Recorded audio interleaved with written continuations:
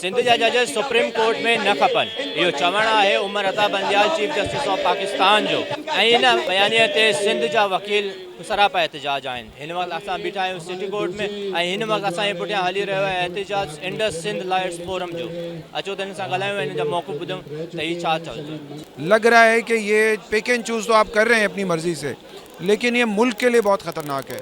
और ये जो आज यहाँ पे मुतालबा हो रहा है, इस मुजाहरा जो हो रहा है, ये देखें ना, जस्टिफाइड है। उसकी वजह यह है कि लोगों में बहुत ज़्यादा रिजेंटमेंट है कि भाई आप किस तरह किसी ज़बान के ख़िलाफ़ बात कर सकते हैं या किसी की एलिवेशन पे बात कर सकते हैं।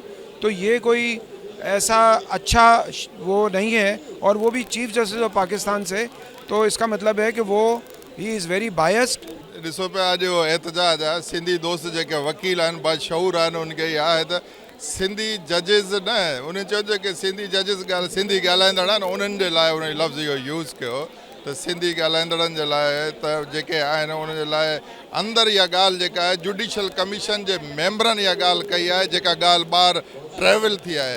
बाबा अगर जुडिशल कमीशन जा मेंबर या ओवरऑल पाकिस्तान जी जेका अपेक्स बॉडी आहे, जेके हाई कोर्ट जा जज एलिवेट करनि था, जेके सुप्रीम कोर्ट में जजिस एलिवेट करनि था, अगर इन्ही अंदाज़ इन्ही नज़रिए सां अगर कंहिंजी एलिवेशन थिए थी पई, उहे इहो बि न आहे त हिकिड़ो असांजो चीफ जस्टिस साहिबु जेको सिंध जा, उहो 5 सालनि खां वठी चीफ जस्टिस ऑफ सिंध आहे, ऐं उन ते का अपेरेंटली अहिड़ी का ॻाल्हि एलिगेशन नथो अचे पियो। ॿिया जेके असांजा सिंधी जजिस जेके सीनियर सिंध हाई कोर्ट में जजिस आहिनि, सभिनी उन्हनि जी माण्हू हर माण्हू उनजी तारीफ़ करे थो, वेरी मच कॉम्पिटेंट। जेके डीबियूं असां ॾिसूं था, उन डीबियुनि खे उहे जेके ख़ासि डीबी आहे असांजे सिंध हाई कोर्ट में, उहे हलाइनि था पिया। उन्हनि जे लाइ इहे रिमार्क्स ॾियण जेके आहिनि, उहा सिंधी क़ौम ऐं सिंध में रहंदड़ माण्हुनि उहा क़बूल नथा करनि कंहिं हालत में। उन ॻाल्हि जे ख़िलाफ़ु अॼु ही सिंध इंडस लॉयर फोरम वारनि जो एहतजाज आहे। उमर अता बंदयाल त रुॻो सिर्फ़ु ॻाल्हि खे वर्जायो आहे लफ़्ज़नि में।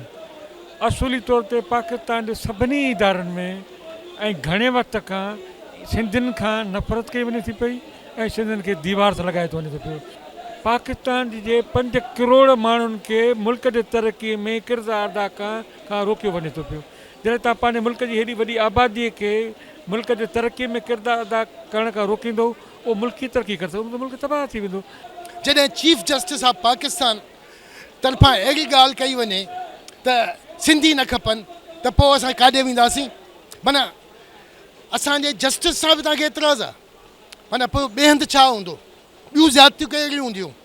हर तरह सां असांखे पीड़ियो थो वञे, पर असीं बि चीड़ी क़ौम आहियूं, कोन छॾींदासीं, पंहिंजा हक़ विड़ी वठंदासीं।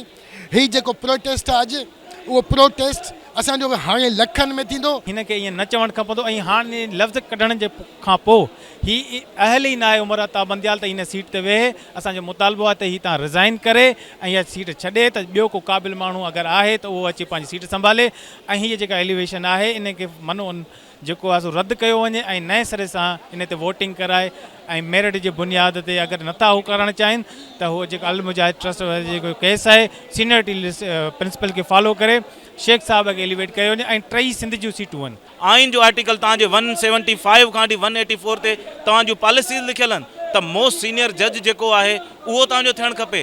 तव्हांजी जेकॾहिं ॿियो को वकील तव्हांखे सिंध मां नथो ॾिसण में जेको चीफ थिए, इन करे असांजी गुज़ारिश आहे पुरज़ोर।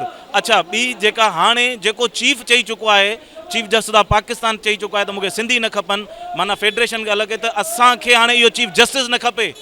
पाकिस्तान जो चीफ जस्टिस जेको असांखे टोड़नि जेको चए थो सिंधी न खपे, सुभाणे चवंदो बलोच न खपे, हीअ का आर्मी जो रूल आहे या पंहिंजो आइन जे माते आहिनि। त इन करे असांजी गुज़ारिश आहे त महिरबानी करे पंहिंजे इन डिसीजन खे रिव्यू कयो ऐं असांजे जेके सिंधी बलोच पठान सभिनी खे तव्हां पंहिंजे हुन सुप्रीम कोर्ट में आणियो। Thank U very much. कंहिंखे बि इहो हक़ नथो पहुचे त कंहिंजे बारे में कोई रिमार्क्स पास करे, ऐं बिलख़सूस इहा जेके आहिनि अदालत उज़मा जे जजनि खे, जेको सभ खां वॾी अदालत असांजी आहे, उहे जजिस जेकॾहिं कंहिंजे बारे में को रिमार्क्स ॾियनि था, इहा ग़लति आहे ऐं इहा रिवायात जे बि ख़िलाफ़ु आहे, इख़लाक़ियात जे बि ख़िलाफ़ु आहे। अवां जेका आहे हुन जे ख़िलाफ़ु अवां प्रूफ आहिनि न, अवां जा जेके जुडिशल जेके आहिनि फ़ैसिला आहिनि उहे डॉक्यूमेंट जे बेसिस ते हूंदा आहिनि, सबूतनि जे बेसिस ते हूंदा आहिनि। अवां बजाए के सबूतनि जे ऐं कंहिं ॻाल्हियुनि जे अवां कंहिंजे जेके बारे में कि जेकॾहिं अवां रिमार्क्स ॾींदव त अवां हुन हिकिड़े माण्हू जे ख़िलाफ़ु नथा ॾियो, बल्कि हुन पूरी कम्यूनिटी जे ख़िलाफ़ु था ॾियो पिया, हुन पूरे सूबे जे ख़िलाफ़ु था ॾियो पिया। सो तंहिं करे इहो ग़लति आहे ऐं असां हिन खे कंडेम कयूं था। मुनज़्ज़म साजिश है, उस साजिश के थ्रू जो है ना हमारे जितने भी जजेस हैं सिंध हाई कोर्ट के, उनको पीछे रखा जा रहा है और उनके वजह ये कि उनको सीनियरिटी को बाईपास करके उनके साथ बहुत ज़्यादा नाइंसाफ़ी की जा रही है। मैं खुसूसन ये कहूँगा कि जो हमारे सिंधी जजेस हैं उनके साथ अब से नहीं, मैं ये समझता हूँ पिछले 20-25 साल से हमारे साथ ये नाइंसाफ़ी की जा रही है।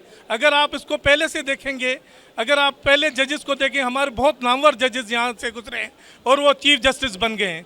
लेकिन ये जो आप बाईपास करके, सबसे पहले आपने जस्टिस मुनीब साहब को चौथे नंबर पे जो उनकी सीरीज थी उसको आप ले जाकर आपने सुप्रीम कोर्ट में किया। किस वजह से किया, उसको कौन चीफ जस्टिस साहब थे वो सबको पता है, उन्हीं के चैम्बर से वो चीफ जस्टिस साहब थे। इसीलिए उनको आप लेकर गए कि ऐसा ना हो कि कोई सिंधी चीफ जस्टिस बन जाए और हमारे सिंध की हुकूक की बात करे।